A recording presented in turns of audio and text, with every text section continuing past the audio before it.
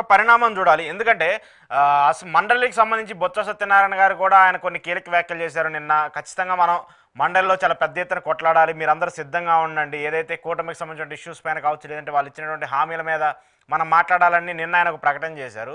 దాంతోపాటు కొన్ని రిఫరెన్స్ ఏంటంటే తెలంగాణకి సంబంధించి మొన్న ఇటీవల బడ్జెట్ని ప్రవేశపెట్టినప్పుడు కూడా కేసీఆర్ కూడా రావట్లేదని చెప్పేసి పెద్ద ఎత్తున ఇటు కాంగ్రెస్ ఎమ్మెల్యేలందరూ మాట్లాడారు.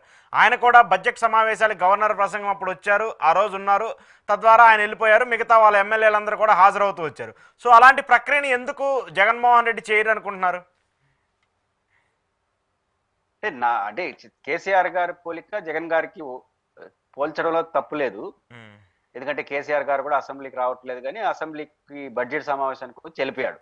అయితే ఒక్క చిన్న వ్యత్యాసం ఏంటంటే కేసీఆర్ గారు నేను అసెంబ్లీకి రానని ఎక్కడ చెప్పలా, వచ్చే ఆయన అధికారిక ప్రకటన చేయాల. అంటే రావట్లేదు కానీ నేను రాను, ప్రతిపక్ష హోదా ఇస్తే వస్తా, ప్రతిపక్ష హోదా ఇస్తే వస్తానని సరే ఆయన పెట్టాడు. ఎందుకంటే ఇది లీడర్ ఆఫ్ అపోజిషన్ టెక్నికల్ గా.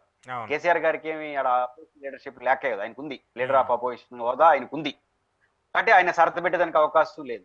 ఆయన నేను రానని కానీ నాకు ఇట్లా అవమానిస్తున్నారు కాబట్టి నేను రాలేకపోతున్నా, నేను అసెంబ్లీకి రాకపోయిన సమస్య ఆయన విధాన ప్రకటన ఏం చేయలేదు, కానీ రావట్లేదు.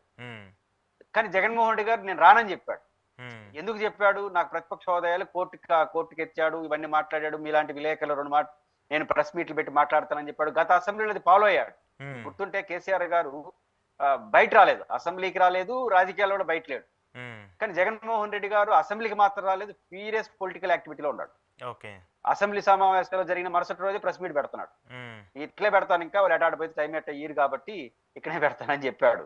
కాబట్టి ఈ తేడా ఉంది కేసీఆర్ గారికి జగన్ గారికి.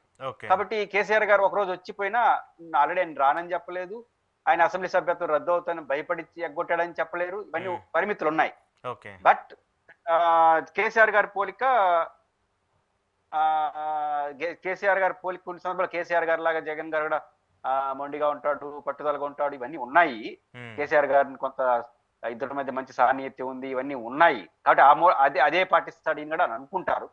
బట్ ఈ రెండు రిజర్వేషన్ రీత్యా అంటే ఒకటి కేసీఆర్ గారి లాగా ఈయనలాగా కేసీఆర్ గారు ప్రకటించలేదు, జగన్మోహన్ రెడ్డి గారి లాగా ఆయన ప్రతిపక్ష హోదా లేకపోలేదు, ఆయన టెక్నికల్ గా as leader of opposition in Telangana assembly ఆయన ఎక్కడ ప్రకటించలేదు. కాబట్టి ఆయన వచ్చిపోయినా కూడా పెద్ద పట్టించుకోరు, మేము ఉన్నాం కదా సార్లే అంటారు, అంటే పారిపోయాడు అంటారు అసెంబ్లీలో మా వాదన కంటే తప్ప పెద్ద ఇబ్బంది ఉండదు. ఇక్కడ జగన్ గారికి వచ్చేసరికి ప్రకటన చేసడం, కోర్టుకి వెళ్ళడం, 2-3 సమావేశాలకి పోకపోవడం, మీలాంటి విలేకరులు అడిగితే మేము ఏం పోయి అంత ఏం చేస్తామని చెప్పడం, చేయమని చూద్దాం రద్దు అని చెప్పడం, దానికి కంటిన్యూషన్ గా రఘురామకృష్ణరాజు గారు రూల్ పొజిషన్ చెప్పడం, ఇవన్నీ రీత్యా నాకు ఇప్పటికీ ఆ అనుమానం అయితే ఉంది.